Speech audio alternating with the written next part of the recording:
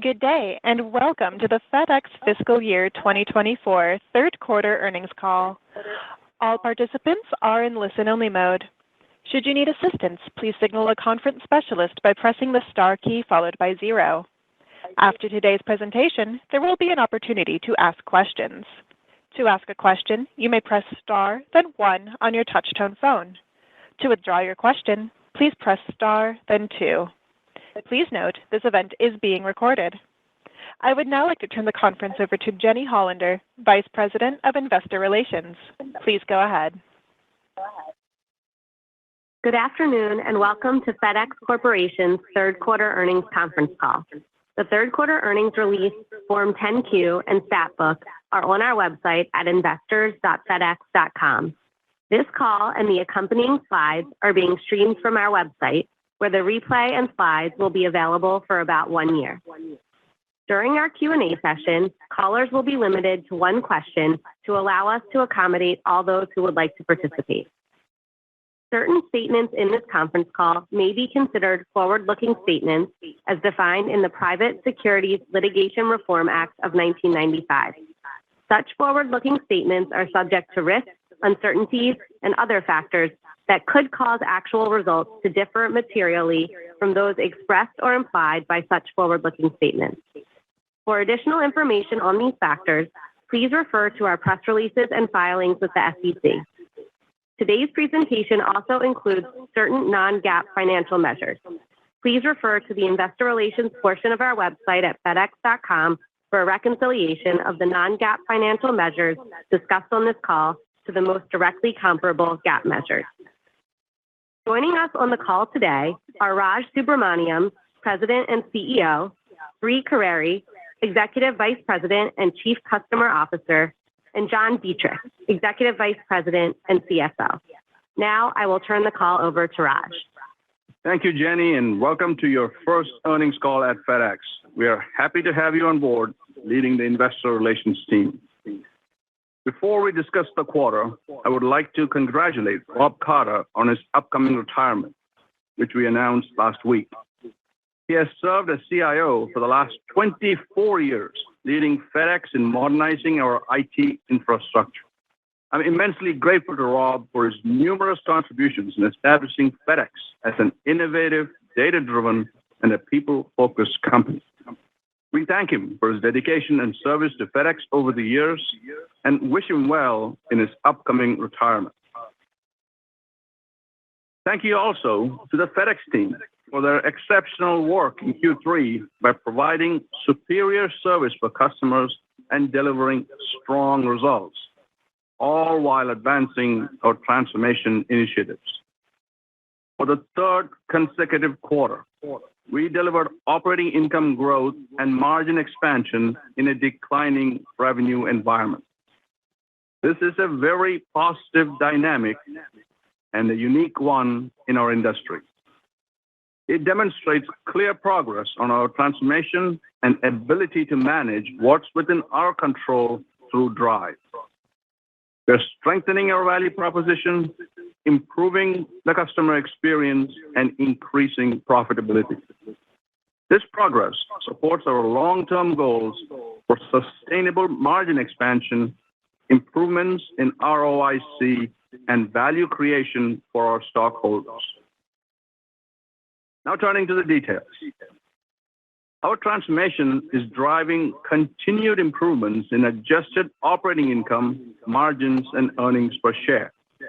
At the enterprise level, we delivered a 16% improvement in adjusted operating income and adjusted margin expansion of 90 basis points compared to the prior year, even as revenue declined 2%. Adjusted operating income growth was driven by continued strength at Ground and improvement at Express.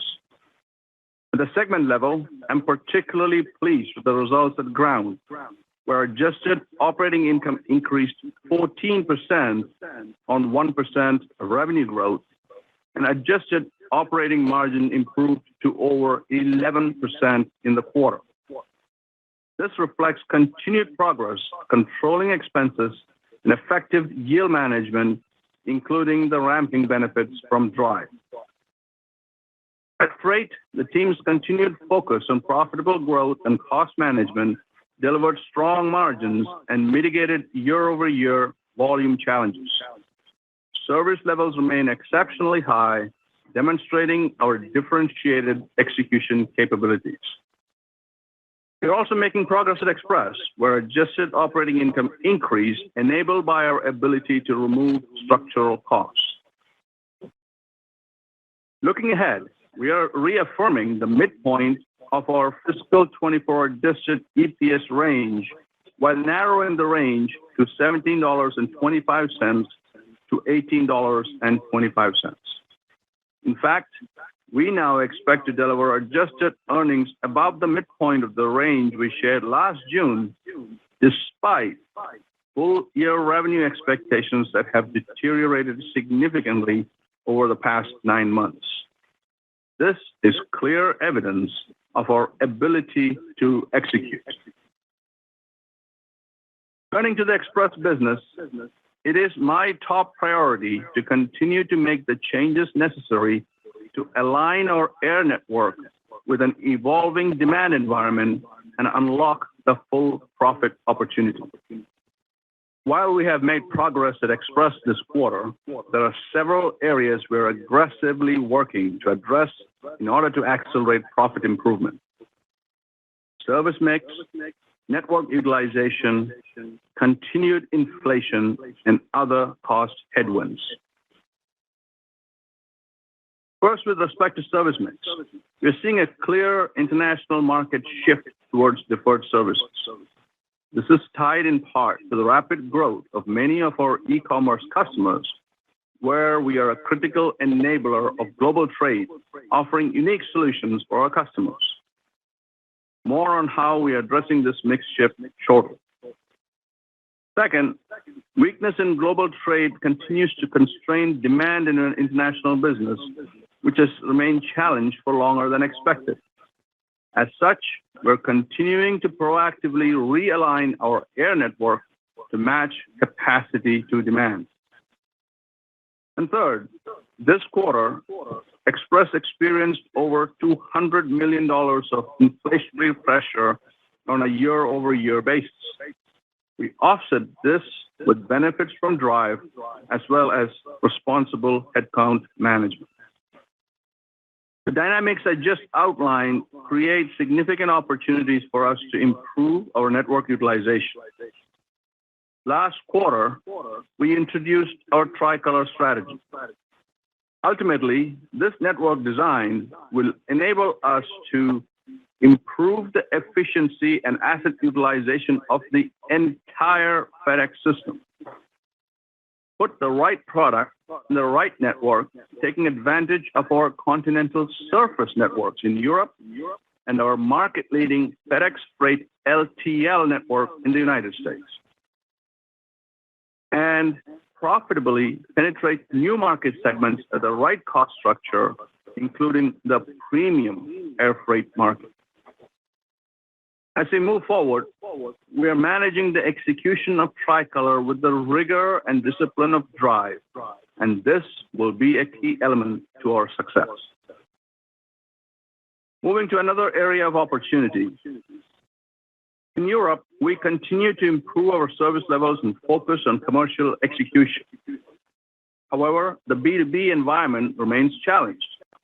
And in this context, we are making progress on Drive, on track to generate $600 million of savings in fiscal year 25, and seeking further profit optimization opportunities. As we have mentioned in previous calls, we are also experiencing a continued headwind for the United States Postal Service, which has reduced volume. Despite this volume and revenue drawdown, our service obligations to the USPS remain fixed.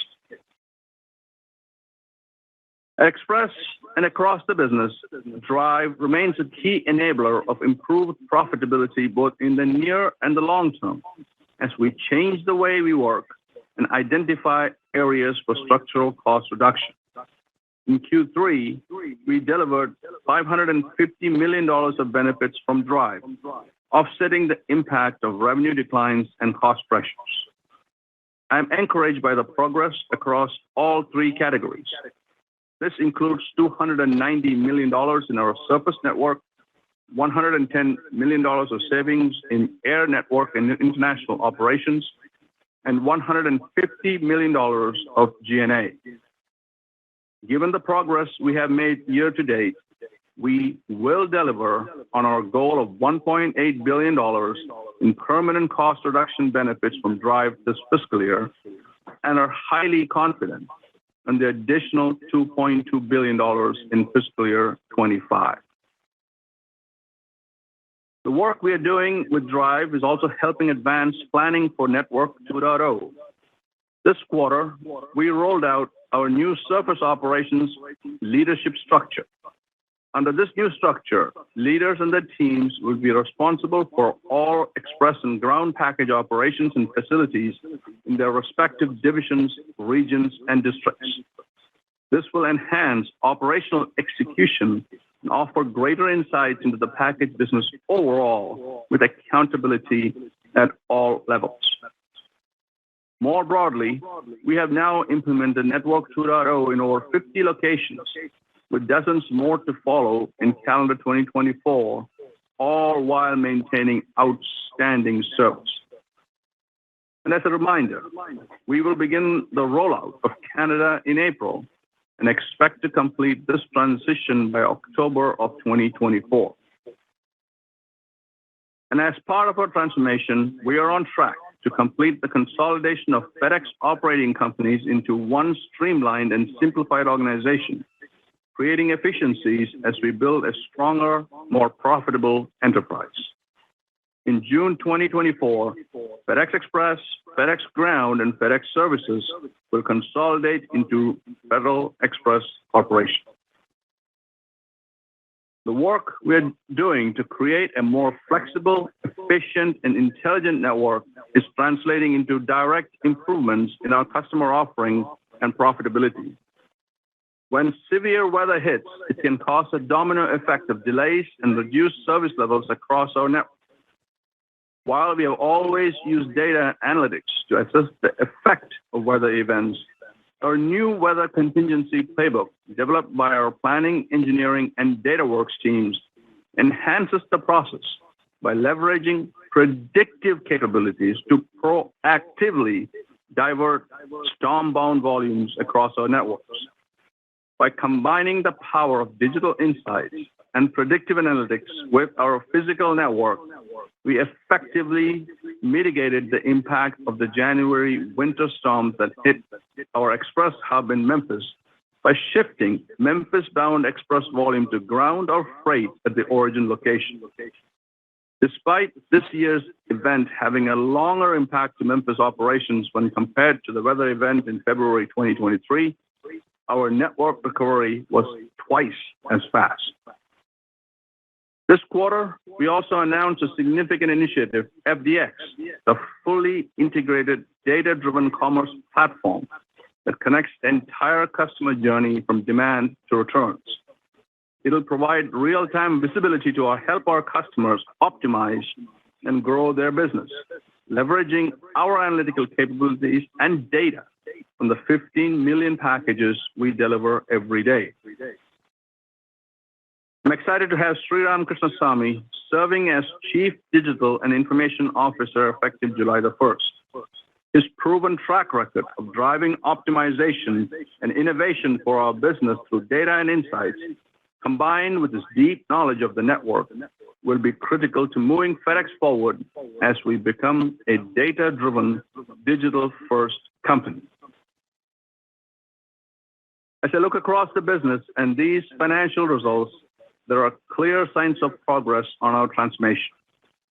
Our strategy is generating results, and we are well placed to maintain our leadership position while delivering improving financial outcomes. Together, we remain focused and committed to our long-term goals, supporting the creation of significant long-term value for our stockholders. With that, let me turn the call over to Brie. Thank you, Raj, and good afternoon, everyone. First, I want to thank our FedEx team for strong performance during the peak season. As a result of their hard work and commitment, we once again delivered the best service offering in the industry. We continue to execute on our commercial priorities with a focus on revenue quality while maintaining our industry-leading service. As a result, we took profitable share in the quarter at market rates, and we continued to retain the vast majority of the volume we gained from UPS in the second half of 2023. Our unmatched value proposition has enabled recent high-value wins in the semiconductor, healthcare, and aerospace industries. We will continue to execute our commercial strategy to compete and grow further in the high-margin areas of the market. Looking now by geography, in the United States, conditions have been weaker than we anticipated, and internationally, we continue to see softness. We, however, remain very focused on strong commercial execution. Taking a look at third quarter revenue performance by segment. At FedEx Ground, revenue was up about 1% year over year on a modest yield improvement and flat volumes. Our team remains disciplined on growing with the right customers and mix while offering the best value proposition in the industry. At FedEx Freight, revenue declined 3%. While volume decreased compared to last year, the year-over-year decline moderated on a sequential basis. Revenue was also negatively affected by lower fuel surcharges and a decrease in weight per shipment, although the decline was partially offset by higher base yields. And at FedEx Express, revenue was down 2% year over year, driven by continued volume softness, lower fuel and demand surcharges, and a mix shift towards deferred and e-commerce products. The actions Raj outlined will allow us to profitably grow this business while continuing to deliver excellent service for our customers. Turning to our monthly volume trends during the quarter. Broadly speaking, volumes are stabilizing as we lap weaker demand from a year ago. International export increased 4% in the quarter, driven by a 29% growth in international economy, which of course is a market reset we expected. Freight shipments declined, but they continued to moderate sequentially. As Raj mentioned, postal volumes were a headwind in the quarter. Our current contract with the United States Postal Service expires on September 29th. We have made significant progress in negotiations for a new contract that aligns with our ongoing network transformation plans while providing the USPS with the operational reliability and outstanding service we have delivered for them for more than 2 decades. A new multi-year agreement would provide a more efficient network with service to fewer markets. It would allow us to better adjust our overall network to demand. We, of course, will let you know when we have an update. We continue to operate in a competitive but rational market environment. During the quarter, yield trends were similar to what we saw last quarter, with dynamics remaining mixed across the segments. At FedEx Express, yields remained pressured due to a tapering of international export demand surcharges and an increasing mix of lower-yielding e-commerce and deferred products. Yield was also pressured by increased capacity in the market. At FedEx Ground, yield increased 1%, driven by home delivery, partially offset by ground economy. Higher weight per package and favorable customer segment mix offset a lower fuel surcharge relative to the prior year. And at FedEx Freight, revenue per shipment was down 1%, driven by lower fuel surcharges and lower weights. In January, we rolled out a 5.9% GRI, and importantly, we've been able to capture a high percentage of that rate increase.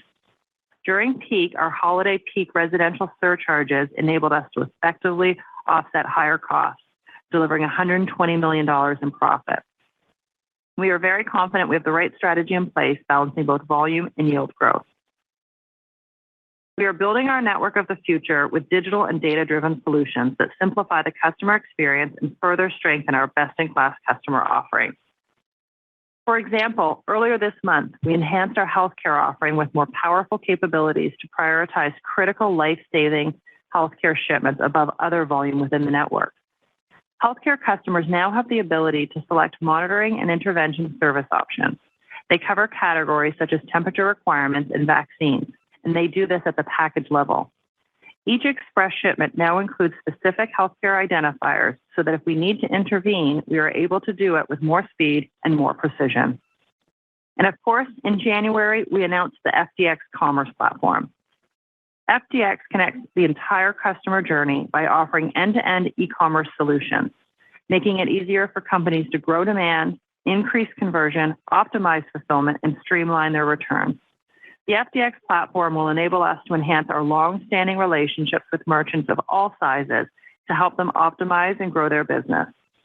We have opened a private preview for select brands and retailers, and based on their feedback, I am incredibly excited about the official launch later this year.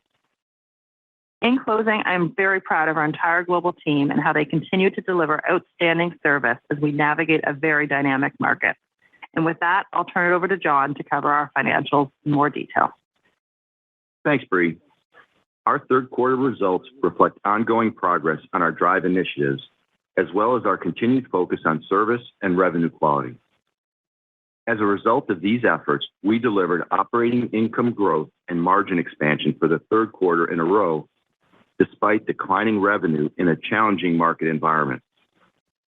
Taking a closer look at our performance in the quarter on a year-over-year basis, and at the enterprise level, adjusted operating income increased by $192 million, and adjusted operating margin expanded by 90 basis points.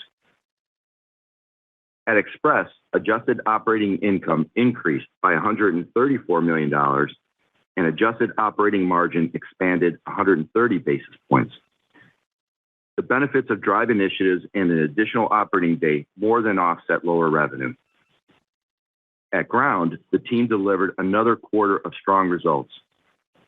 Adjusted operating income increased by $120 million, and adjusted operating margin expanded by 140 basis points due to cost reductions and yield improvement. Despite slightly lower volumes and in an inflationary environment, Ground cost per package was flat year over year, with lower line haul expenses and improved dock productivity offsetting higher first and last mile costs. And at Freight, while operating margin remained strong, operating income declined by $46 million and operating margin declined by 170 basis points, driven by lower fuel surcharges, reduced weight per shipment, and lower shipments.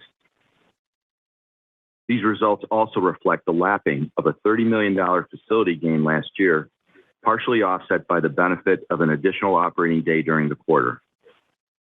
Looking at the quarter overall, weather had an immaterial year-over-year effect on profitability. Before turning to the outlook, I'd like to spend a few moments updating you on our cost reduction initiatives, including DRIVE and more specifically G&A. As an initial matter, and as part of responsible headcount management, we have reduced our workforce by nearly 22,000 over the last year and expect additional opportunities in the future as we move forward with our transformation. Within G&A, we continue to make significant changes to how we approach areas like procurement and technology so that we are a more efficient, digitally led organization. In addition, global functional alignment provides savings opportunities. I'm pleased that we have achieved $350 million of G&A savings year to date, including $150 million in the third quarter. Taking a closer look at sourcing and procurement, we've continued to evolve the sourcing and procurement function from a segregated and regional structure to a centralized global organization that will manage most third-party spend across the entire enterprise. With new leaders in place, we're developing new category strategies and have already identified about 20 discrete categories that will manage centrally in cooperation with functional leaders. By implementing these new strategies at the enterprise level, we'll have tighter spend oversight, we'll better leverage our scale and buying power, and generate significant cost savings. Overall, I'm very pleased with our enterprise-wide DRIVE progress this quarter, and we will deliver $1.8 billion in savings for the full fiscal year. Now turning to our fiscal year outlook, and as Raj shared earlier, based on our performance year to date and our current view of the rest of the year, we are reaffirming the midpoint of our adjusted EPS range while narrowing our outlook from the prior range of $17 to $18.50 to $17.25 to $18.25. At the midpoint of the narrowed range, we continue to assume a low single-digit % decline in revenue for the full year. As always, we'll closely monitor the global demand environment and other key factors, including inventory restocking, global trade, inflation, and e-commerce trends, which informs our view of overall expected revenue. With regard to our fourth quarter expectations, as implied by our outlook range, we expect year-over-year profit improvement despite lapping the onset of certain structural benefits executed in last year's fourth quarter at Express and Ground. Looking on a sequential basis, the leap day in the third quarter affects our typical seasonality. At the segment level, we're maintaining our full-year expectations for a modest year-over-year adjusted margin contraction at Express, adjusted margin improvement at Ground, and strong but lower year-over-year margin at Freight. At Express, we're looking at every aspect of the business, including taking a fresh look at additional opportunities to improve our European business. And we're confident in our ability to unlock more value at Express and across all our businesses as we continue to seek optimization opportunities. Our bridge shows the operating profit elements embedded in our full-year outlook. For illustrative purposes, we continue to use adjusted operating profit of $6.3 billion, the equivalent to $17.75 of adjusted EPS, as the midpoint of our narrowed outlook range. To walk the bridge to $6.3 billion of adjusted operating profit, we're now assuming that revenue net of cost increases is up $200 million, that we experience $800 million of international export yield pressure as peak surcharges diminish and product mix continues shifting toward deferred, variable compensation increases by $300 million, and that these pressures are more than offset by $1.8 billion in structural cost savings from Drive. At the midpoint, we would expect fiscal 2024 adjusted operating income to increase approximately 17%, despite revenue declining by a low single-digit percentage. As I've discussed on prior calls, we remain focused on reducing our capital intensity and continuing to provide increased stockholder returns, as well as maintaining a strong balance sheet, prudent capital allocation, and improving return on invested capital. Our capital investment priorities will be on improving efficiency, modernizing facilities, and optimizing our network. Capital expenditures for the quarter were $1.4 billion, bringing year-to-date CapEx to $4 billion, and we now anticipate capital spend of $5.4 billion for the full year, which is down over $700 million from last year and down $300 million from our prior forecast of $5.7 billion. We also continue to expect aircraft-related CapEx to decline to approximately $1 billion in fiscal year 26. And we expect CapEx as a percentage of revenue will keep declining in the future as we reduce our facilities footprint through Network 2.0 and continue to plan for lower annual aircraft CapEx beyond fiscal year 26.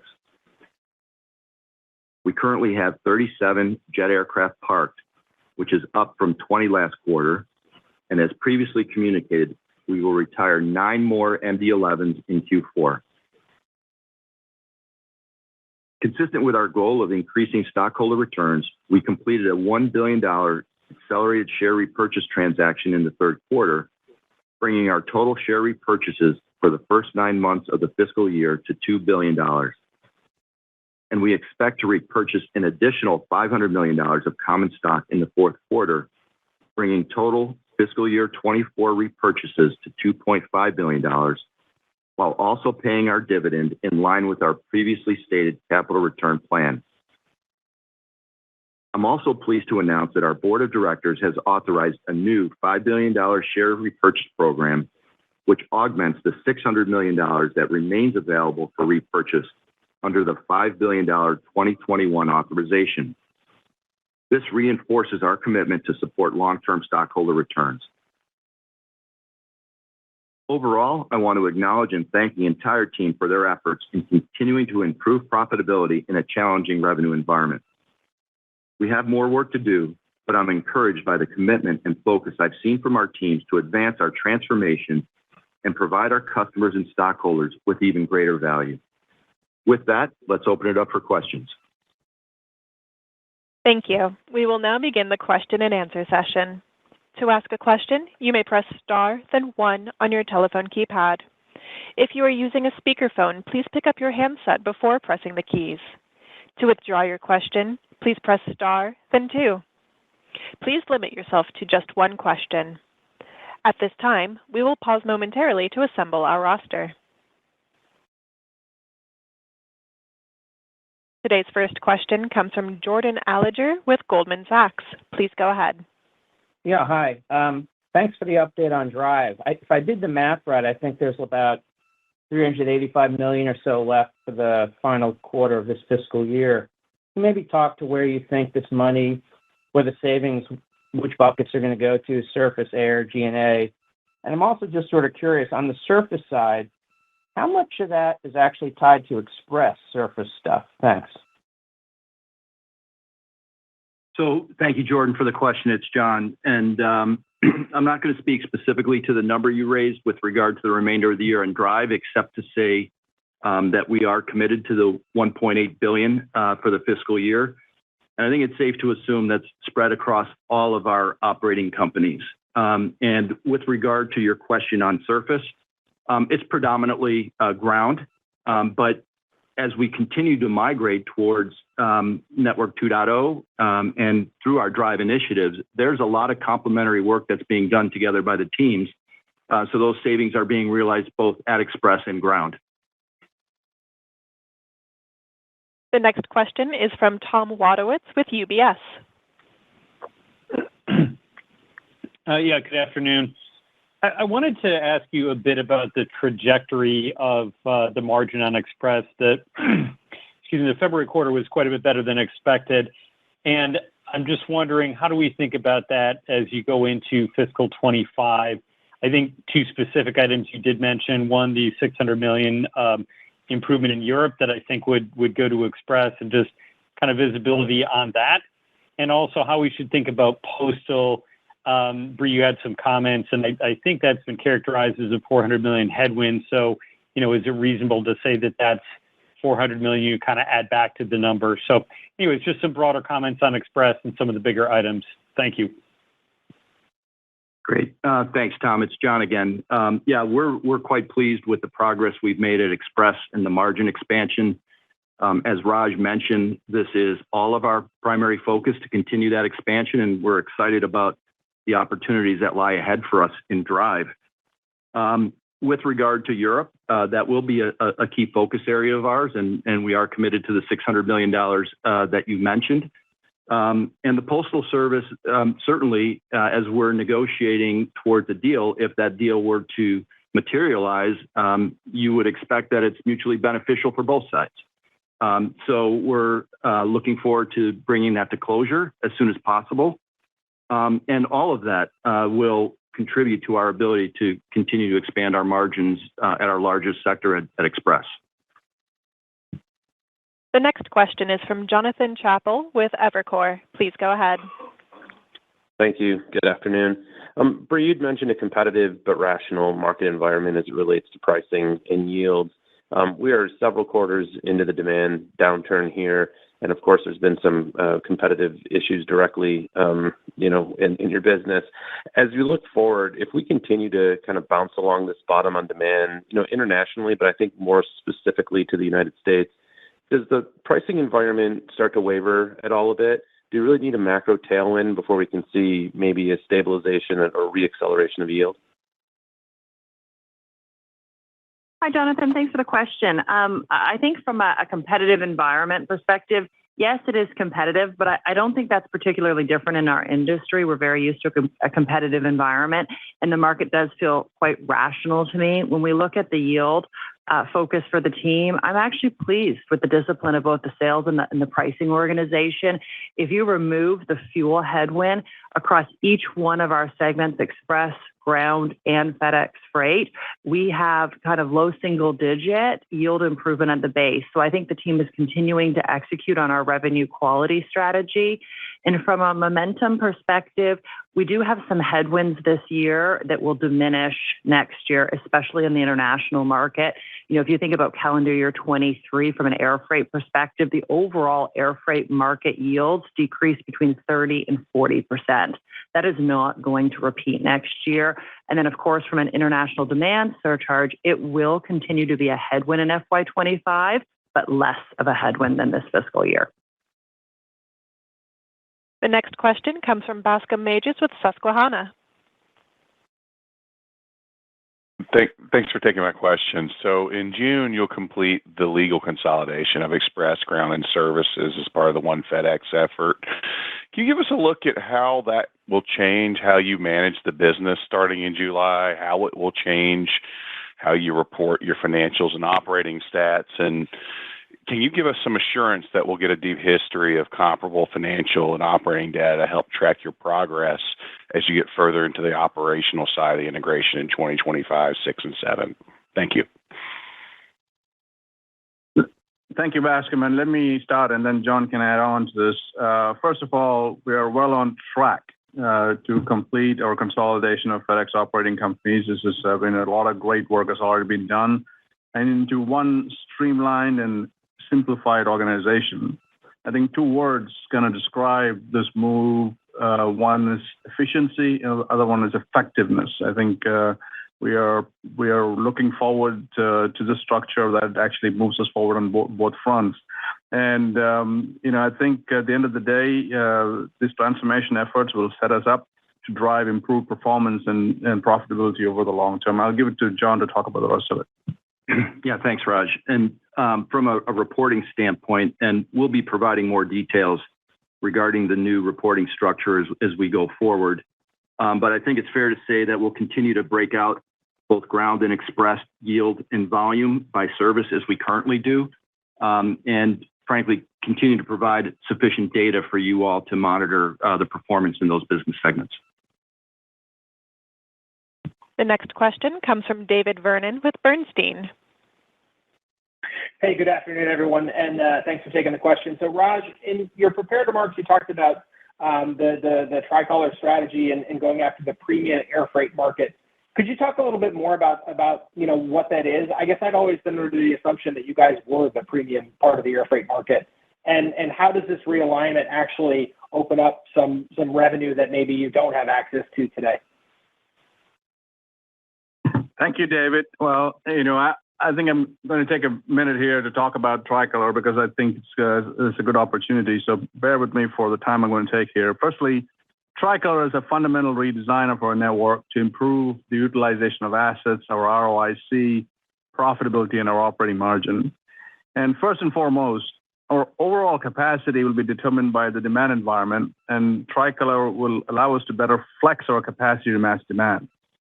Now, within that capacity is when we'll break it into three networks, purple, orange, and white, we call it, and that cater to the different cohorts of traffic. The idea is to move the right product in the right network while reducing the cost to serve. The purple network will be a highly optimized and a leaner network designed to move international priority parcel volume that protects our value proposition in different geographies. Now that this network now becomes much more parcel-centric, will have significantly better service, but also density. And that density will improve the revenue per position and revenue per flight. Now, turning to the orange network, that will cater to the premium freight traffic. And these are FedEx planes that will operate off-cycle from the purple system, which allows a few things. Firstly, it allows us the ability, once again, to maximize density and asset utilization. It also decongests hubs and improves service. But most importantly, it allows a truck-fly-truck model that reduces the cost to serve. And in this context, it should be noted that we are fully leveraging the existing capacity in our trucking networks in the U.S. and Europe.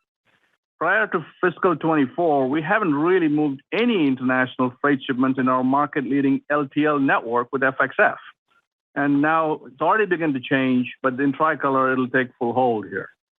So by doing so, we reduce the cost to serve, and we're able to target more of the premium air freight segment. Now, I'm going to coin a new term. Think of it as the quote-unquote global LTL segment. That's what this is about. Now, as you rightly asked, are we adding capacity to go after low-yielding traffic? The answer is no. We are going to gate the overall capacity by the premium demand. It should also be noted that 20% of the global air freight shipments approximately drive about 80% of the weight, which is a primary target for freight forwarders. We're going to focus on the other 80% that will readily work with the model I described. So the white network then is primarily use of passenger belly capacity to move low-yielding e-commerce and deferred traffic. So these three networks working in concert with high technological orchestration is what we call tricolor. Let me just reinforce again that it helps the baseline productivity, it improves our existing asset utilization, and makes the entire system more efficient. And we're going to manage the execution of tricolor with the rigor of drive and to ensure success. So again, thanks for the question. The next question comes from Brian Ossenbeck with JP Morgan. Please go ahead. Hey, thanks for taking the question. Just wanted to come back and maybe better understand the moving pieces for Express during the quarter. Obviously, quite a strong result, but there's oftentimes some impact from fuel. Incentive compensation, I think, was a bit of a tailwind here as that changed a little bit as well. So maybe, and then weather, that was a pretty significant surprise considering it was as difficult as you mentioned, Raj, but it seems like it really didn't affect the network. So maybe, John, if you can unpack some of the moving pieces, and then Raj, if you can comment on the durability of the network if weather just isn't going to be as big of an impact going forward. Thank you. Yeah, thanks, Brian. I'll start with that last point because I think it's worth repeating on the weather piece, which ties into some of our digital strategies and our ability to adapt to allow for what was substantially poor weather here in Memphis to be rerouted in a manner that had an immaterial impact on us. So as you'd expect, there was a lot of moving parts at Express, both positive and negative. And the levers of drive, the focus on flight reductions.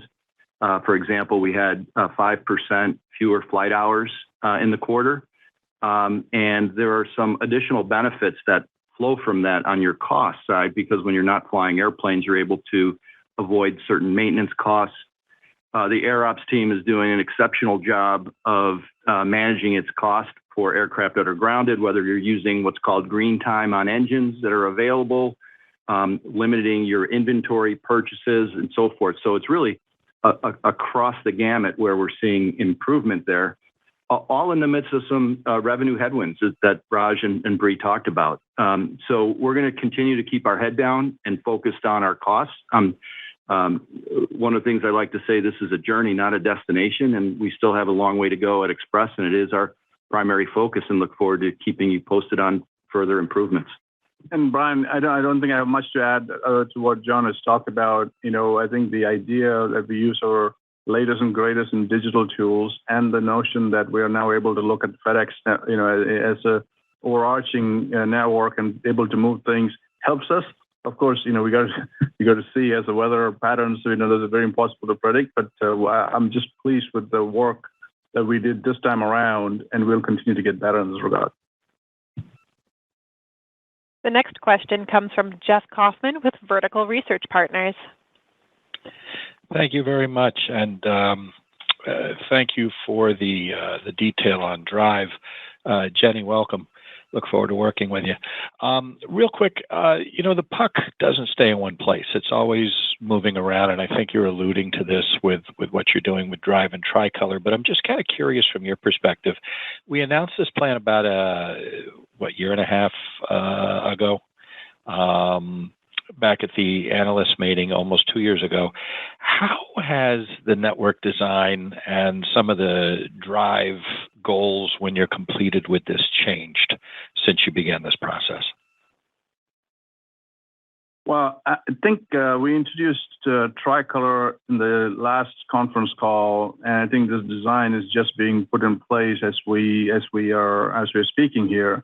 And so in terms of the drive commitments, we had originally talked about $4 billion by FY25 and less than 50% in FY24. We will hit those numbers, right, for FY24 and on track for FY25. And again, the other part of it, of course, is Network 2.0, which we said $2 billion by FY27, and that's underway. So with the focus on making sure that we have structural cost reductions, we have network redesigns with the whole, FedEx portfolio in play, and the idea that we are moving forward on our digital tools, all three are working. And I think, we got work to do, but as we made some good progress. John's going to add more to what I just said. Yeah.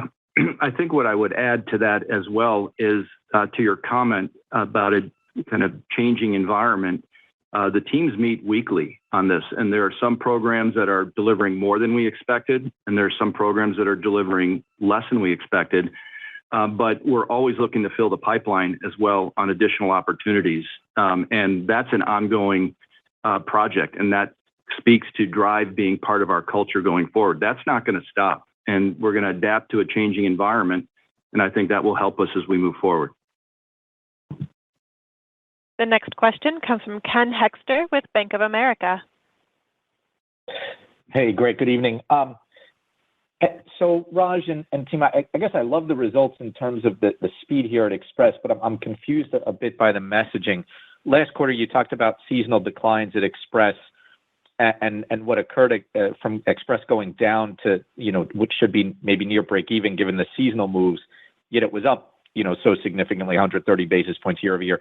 Was there a massive shift in the drive or other programs or your speed of execution? Because it sounds like from what you're saying on the targets, nothing's really changed, but I'm just wondering what shifted intra-quarter so much that we're now seeing this quick of an improvement. And then just a side clarification. Did you say Canada was about to be rolled out? Because I thought you had already said that with Hawaii and Alaska, Canada was done. So I want to clarify that. Thanks. So, hey, Ken, it's John. I'll start with the last one. It's about to be rolled out. It has not been completed, and Bree can talk more about that in a minute. But, Q3, as I mentioned earlier, was a combination of things. We saw, while the revenue was soft, we were focused on quality revenue. The cost controls were solid and strong. And there were some other levers that were alluded to earlier. As you can see, variable comp, for example, is down. So that was a contributor. But, all these things taken together resulted in us and our focus on improving our results for Q3. Yep. And Ken, I'm just happy to clarify from a Network 2.0 perspective, the Canada plan has not changed. Alaska and Hawaii are done. And we are beginning the rollout of the integration in Canada that will begin this April, and we will be done before peak. And it's on track. The next question comes from Brandon Oglenski with Barclays. Hi, good afternoon, and thanks for taking my question. Maybe if we can follow up there on Network 2.0. Raj, I think you mentioned you'd made some management changes on both Ground and Express surface operations in the U.S. Can you talk maybe a little bit more about that and how that plays into long-term integration? Yeah, thank you, Brandon. I think first of all, Network 2.0 is on track. Let me just take a step back here. You'll recall that we said we plan to deliver $2 billion in savings by the end of fiscal 27, and we are taking that measured and deliberate approach. And as we just rolled out our new leadership structure, in the United States, and it's obviously a much more streamlined structure and a much more effective structure, and essentially with the goal of putting one truck and one neighborhood design into action. We are encouraged by the early results we're seeing in the initial rollout as well. So far, Network 2.0 model on the whole has achieved approximately a 10% reduction in P&D costs and maintained very strong service levels. As we become more tech-enabled in this regard, we'll deliver even greater improvements. And as we have already talked about, we are focused on implementation of Canada before peak. And I'm also happy to say that I'm very excited about Network 2.0 from a service perspective because it'll drive a better customer pickup experience. So, we are on our way, on track, and again, some ways to go. The next question is from Scott Group with Wolfe Research. Hey, thanks. Afternoon. So, John, this year is $1.8 billion of drive savings, and you've talked about $900 million of offsets, so about $900 million of actual profit. As we think about fiscal 25, do you think the actual profit improvement should be closer to the $2.2 billion of drive savings, or do you think there's another year of material offsets to that drive in fiscal 25? And then just separately, no one's asked about Ground yet, and it's by far the biggest part of the business. So if I can just ask one, the margins, 12% this year. Do you think there's further margin improvement to go at Ground? Thank you. Thanks, Scott. And let me start by saying on that 2.2, that's certainly our goal to have that all flow through. But we have to be realistic and understand that a lot of the pressures that we're seeing today are expected to continue for a while.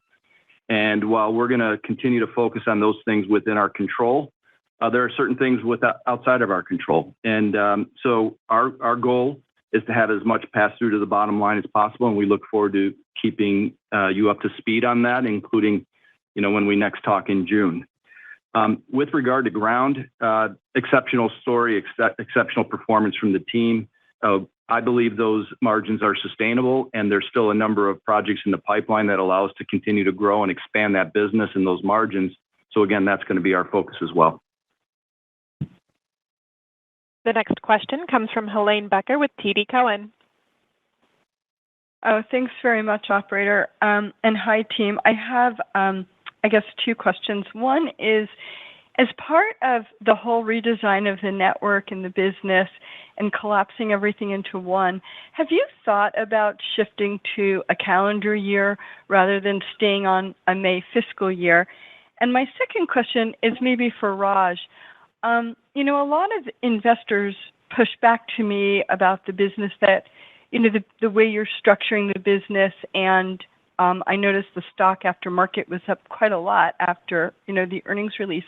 Why do you think investors are so skeptical of your business plan and aren't willing to give you the credit that maybe you deserve for the changes you've made as speedily as you've made them? Thanks, Helane. I'll start on the first part on the calendar year. As you'd expect, with everything going on, there's legal and accounting exercises that need to take place to get us through this next period, including a June 1 date of One FedEx. But I can share it's certainly on my radar to migrate towards that, and we'll keep you posted on developments towards that. And Helane, as part of your second question, all I can say is that we as a team are very much convinced that we have a unique story at FedEx here. That the opportunities that we have, one in the industry is one thing, but within the industry, we have a unique opportunity because of the strategies that we have deployed. We started moving early than anybody else. We are performing better than our competition, both on the top and the bottom line. And we have a longer runway because of the opportunities we have identified. And so, we will try to educate as many people as we possibly can on our strategy and where we are. But we are just seeing the early stages of what's possible at FedEx. Any one particular quarter sometimes kind of throw you off, but the long-term strategy is sound, and we all believe in it. And it's going to be a good run in the next 3-4 years. The next question is from Ravi Shanker with Morgan Stanley. Thanks, everyone. Apologies if I missed this, but regarding the USPS contract, when do you expect that to reach fruition? Is that something that happens in FY 24, 25? And also, can you share how much of the volume has come off already, and how much would you dimension that net with the new contract ends up being? Thank you. Hi, Robbie. Thanks for the question. It's Bree. From a USPS contract, I really can't say more than I already said earlier. In short, we are feeling very positive about the negotiations. Both parties are working eagerly. We're at the table. I think we are days or weeks away from knowing if we will have a contract, not months. And as we have shared previously, their current contract ends on September 29th. So we will know very, very soon. And, I'm certainly not at liberty to talk about the details of a future contract. The next question is from Stephanie Moore with Jefferies. Hi, good evening. Thank you for the question. I appreciate the incremental color on Network 2.0, and I was hoping you could maybe provide a little bit of color in terms of some of the investments that have to be made in order to execute on the integration, particularly as you enter or you begin the execution in a much larger market like Canada. Any color in terms of maybe lessons learned from your Alaska and Hawaii integration, and then, what investments we should expect to see as you implement it in Canada. Thank you. Yeah, thanks, Stephanie. It's John. Certainly there's going to be some investment required when you're consolidating facilities, particularly sort facilities. But there's also upside in that you're able to reduce your facility's footprint along the way. So that will involve certainly some planning and processes, analysis and all that. But we're excited actually about the end game here, and that is our overall footprint will far, the benefits of that will far exceed the investment and contribute to a really efficient network. And honestly, from lessons learned, I think the team feels really good about their execution to date. To Raj's point, we have seen kind of the P&D benefits that we anticipated, as well as we've seen the team be able to execute from a service perspective. I will say we are being very disciplined. We're being very methodical, and we are giving customers the advance notice as we go into market. That was one piece of feedback for customers. Even though we anticipate being able to deliver the same level of service with the combined organization as we are as the individual, they do want that notification. And so we are, of course, are giving customers that advance notification. And to Raj's point on the positive, I cannot emphasize how important that single pickup is to our small customer segment. This has been the only feature gap we had to UPS in that segment, and we are about to close it. So I'm pretty excited about that. The next question is from Bruce Chan with Stifel. Hey, Raj, Bree, John, and Jenny, welcome to the mix here. I don't know if you've really talked about it, but we've been hearing that you've had some pretty material service improvements, especially at Ground over the last, call it year or so, and that's, despite the cost savings push. Can you maybe just talk about that a little bit? Where are the service levels today? What are the levers that you're pulling? And then, what kind of opportunity do you have to drive core pricing as a result of that? Thank you. I love this question. John Smith and Scott Ray are crushing it. When we went back and looked at our Q4, the toughest quarter to deliver, I should say Q4 calendar year, the toughest quarter to deliver awesome service, not only are we faster, I am quite confident on those higher standards from a delivery service perspective, we also had better reliability. How are they doing this? It's discipline. It's day in and day out execution. We look at our service metrics every single morning. We talk about Net Promoter Score every week at our Revenue Management Committee. And to Raj's coverage on the integrated leadership team now, the service organization, we absolutely expect to extend that across the entire network. And I just could not be more appreciative of our operators and how well they're doing. Yeah, I wanted Bree to answer that question because she holds their feet to the fire every single day. So I'm glad that you heard that answer directly from Bree. The next question is from Connor Cunningham with Melius Research. Hi, everyone. Thanks for getting me in. I was hoping you could talk about the opportunity you see just with the e-commerce return business. You've obviously been a big player there. But there's been a lot of changes to the network. Is that now a larger focus? The reason why I asked, obviously, there's been a press report about you re-engaging with Amazon. So just any thoughts there would be helpful. Thank you. Sure, happy to. I think we've got the best returns portfolio in the market. When you look at our retail coverage as well as our transportation solution, it is best in class. And when we looked at our January numbers, the FedEx Ground returns portfolio did see some healthy growth. You layer that on with the new announcement of our FDX platform, we are going to be the only provider that has not only the physical capabilities, but a very comprehensive digital capability. And what do I mean by that? We are going to be able to help all retailers, brands, and merchants process their returns on their websites, manage their exchanges, manage the inventory, integrate their branded tracking and communications to customers. It's a really powerful offering. As I mentioned earlier, we've started to preview this with some customers. We've got some pretty big names and what we're calling our private preview, and I look forward to sharing more results once we do the full launch later in the fall. I think I'll stop there. I'm enthusiastic about this. No, I'll just say this much: when you integrate with these customers, even I can program, and it's a no-code environment. I can set up the returns policy. So if I can do that, anyone can do it. The next question is from Scott Schneeberger with Oppenheimer. Thanks very much, everyone. It's basically two questions. One's a follow-up to Bruce's. Brie, I was hoping if you could kind of give an overview of peak season, kind of takeaways, learnings, and then I think we have 5 less calendar days for the 2024 calendar peak. So just things that you're going to learn and manage ahead of time as it's a much more condensed season. And then the second question for any of you, but just in ground cost per package, it was down 2% in the fiscal second quarter, and you cited improved first and last mile productivity. Flat here in this quarter, and an offset was higher first and last mile cost. Just curious if there's anything we should read into there. Thanks for taking them both. Yeah, I think from a peak perspective, we're really pleased with how we're managing peak from a service, from a customer, and from a profitability perspective.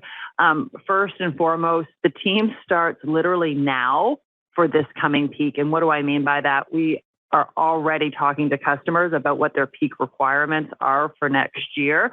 And so that John and Scott have advanced planning. And then, of course, as we get closer to peak, we take the top 100 customers and we are managing forecasts on a weekly basis. I think some of the integrated planning that we are doing with DataWorks is also incredibly helpful so that we have real-time information. We're not waiting for spreadsheets to be passed over, but we've actually got real-time visibility into some of our largest customers, which has been incredibly helpful. So I don't anticipate us doing much different this year, but more of the same. And again, I also was really pleased with the peak surcharge capture. We are ensuring that the customers that really drive the investment we need in December, we're getting recouped for that cost. So we feel good. Yeah, and I'll speak to the ground piece. And I think one of the drivers of the margin expansion and cost control at Ground was lower line haul expense that I alluded to. And we moved a lot of high cost and ad hoc external line haul spend into our scheduled network, and as a result, achieved lower rates on the planned line haul purchase transportation. And this is all part of a broader optimization and ongoing optimization that's taking place in the network through Drive and through Network 2.0. And so every aspect, and even those on first and last mile, will be part of that. And we're also leveraging the capacity that we have, and we do have some additional capacity in the ground network that can absorb additional volumes at no incremental cost. So that should help improve margins as well. This concludes our question and answer session. I would like to turn the conference back over to Raj Subramaniam for any closing remarks. Thank you, operator. In closing, we saw continued operating income growth, margin expansion, despite lower revenue for the third consecutive quarter. And this is clear evidence that Drive is working. While these results are encouraging, it is our top priority to maintain momentum and continue to transform our network and the way we work. Once again, let me thank our FedEx team members for their hard work and dedication to delivering outstanding customer service. I'm really proud of the work that we have accomplished as we continue to build the world's most flexible, efficient, and intelligent network. Thank you for your time and attention today.